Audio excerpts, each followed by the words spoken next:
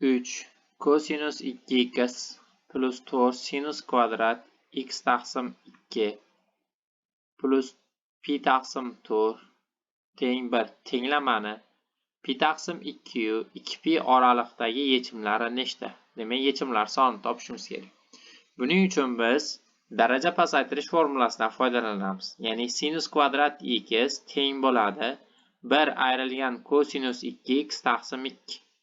Sinus kvadrat x taqsim 2 plus pi taqsim 4 bu holatda teng bo'ladi. Daraja pasaytirish formulasiga qo'ysak 1 minus kosinus pi taqsim 2 plus x taqsim 2.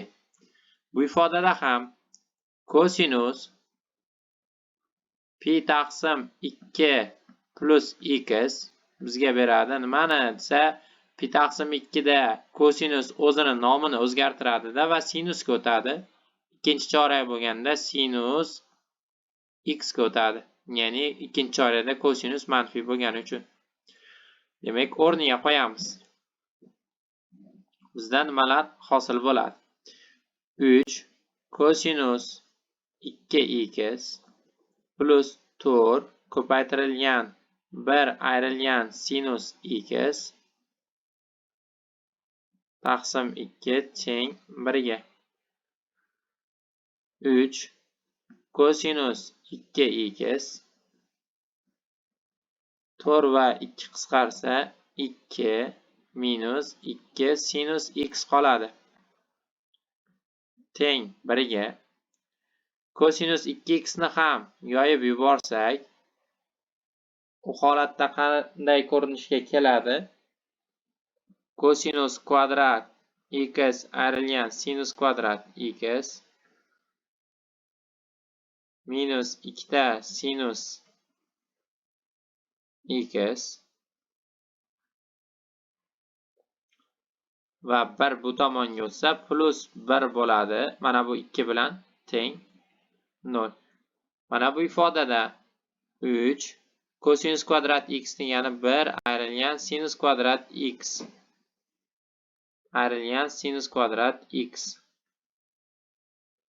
ayrilgan 2 ta sinus x qo'shilgan 1 teng 0. 3 sinus kvadrat x, mana bu sinus kvadrat x bilan 6 ta bo'ladi.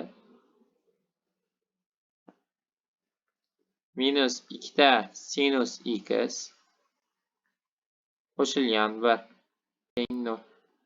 Minusga bo'lib yuborsak 6 sinus kvadrat x plus 2 sinus x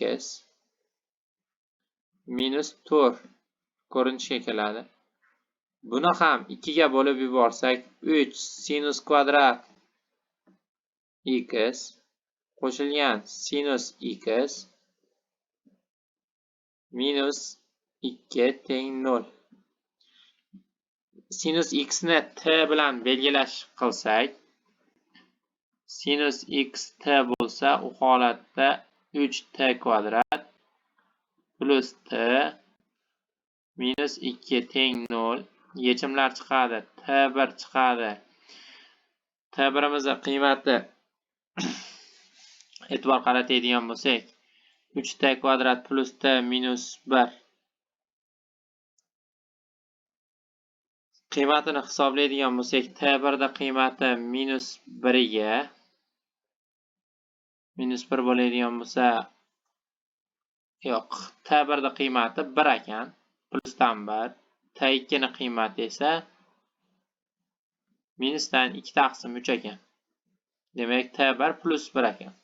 Demak, u holatda yechimlarni hisoblaymiz. Sinus x teng 1 ga x qiymati chiqadi pi taqsim 2 plus 2 pi n.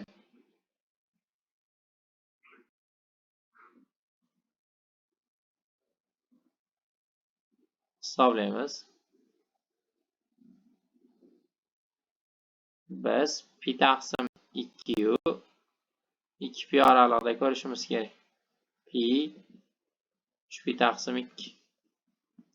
2 2pi taqsim 2 mana bu oraliqda bo'lsa, ya'ni bundan 2pi yana qaytib keladi. Bu aylanib yuradigan bo'lsak, aylana bo'ylab harakat qilsak, bu 2pi ga mana bu oraliqda faqatgina bir marta keladi, ya'ni bitta yechim bo'ladi.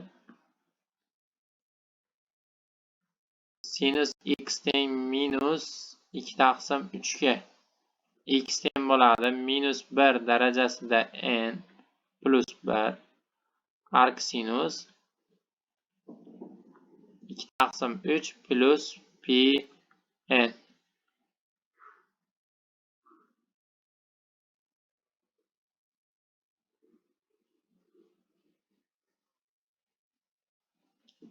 E'tibor qaratadigan bo'lsak, minus 2 taqsim 3 mana bu yerda.